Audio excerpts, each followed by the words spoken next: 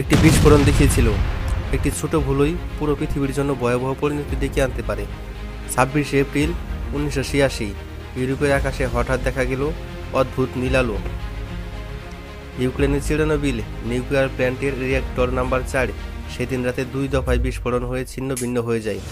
মাত্র কয়েক সেকেন্ডে রেডিয়েশন ছড়িয়ে পড়ে, যা ছিল হিরোশিমার বোমার থেকেও বহুগুণ বেশি। বিস্ফোরণের পরপরই আগুন নিভাতে আসে স্থানীয় ফায়ার ফাইটাররা। তারা জানতো না যে এই আগুন শুধু তাপের নয়, মৃত্যুঘাতী রেডিয়েশনেরও।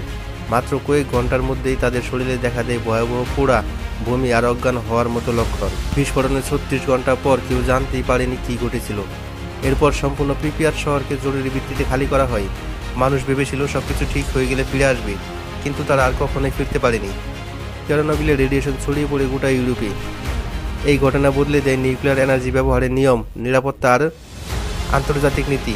চেরনোবিল আজও মানুষকে মনে করে দেয় একটি ভুল, একটি পরীক্ষা, আর পুরো পৃথিবী বদলে যেতে পারে।